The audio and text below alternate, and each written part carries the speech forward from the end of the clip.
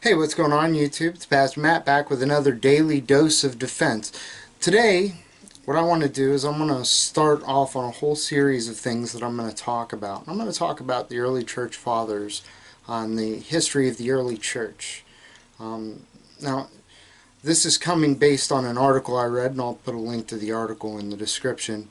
But the article is called Redacting the Bible, a Case Study in Historical Criticism.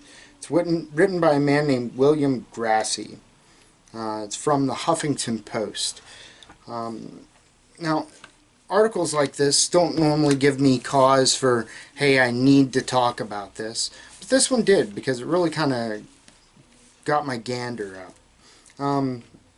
Jude writes in Jude 3, "Beloved, while I was making every effort to write to you about our common salvation, I felt the necessity to write to you, appealing that you contend earnestly for the faith, which was once for all handed down to the saints."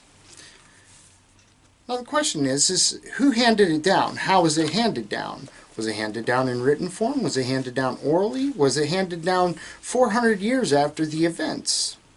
So Grassy, he states that the canon of the Bible was finalized at the Synod of Hippo in 393 AD. There's a big problem with that.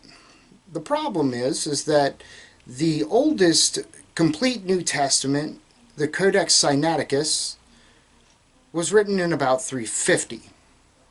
So it predates his historical context by about 50 years. But that wasn't the only issue in it. I mean, it's full of issues.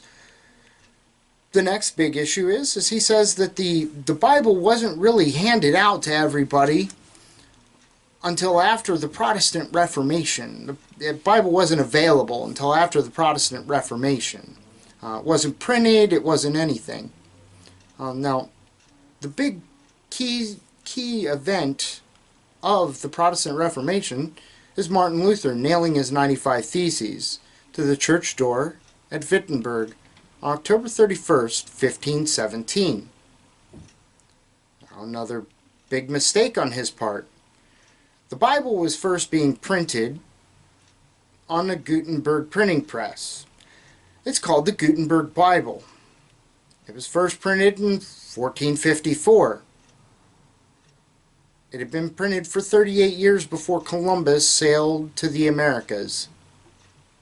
It had been printed for 63 years before Martin Luther and the Reformation.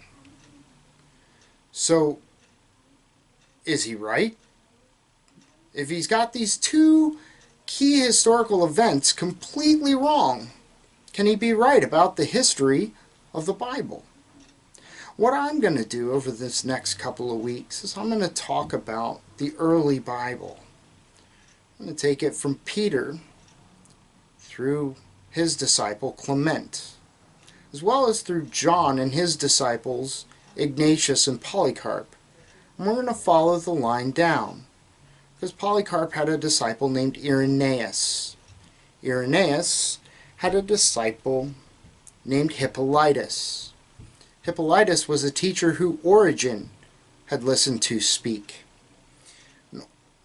Pamphilus, he took up where Origen had left off, continuing to teach the same things. He was from the school of Origen. And then after Pamphilus came a man named Eusebius, who wrote the first history of the church. Eusebius was also around at the Council of Nicaea and would have been alive when the Codex Sinaiticus was first put together. So we can trace the lineage, at least through a personal level, of the Bible from the disciples to the Codex Sinaiticus. And if we can do that, we can show that these writers remained faithful to what was written, and they knew who wrote it, and they were able to tell us in no uncertain terms that the Bible is what was written, and that those are the only books of the New Testament that there are no other books. Why? Because some of these books that they claim are lost gospels or missing from the New Testament didn't even exist by the time the Codex Sinaiticus was put together. And we'll talk some about those too. But what I really want to get at is that the Christian can know that the New Testament that they hold in their hands, the Bible that they hold in their hands when they read it, is indeed the Bible that was put together by the disciples of Jesus or other close followers of him in the first century. Not hundreds of years later, not thousands of years later, but a couple of decades later. That is the key that we must understand. This has been a Daily Dose of Defense. Thank you for listening, and God bless.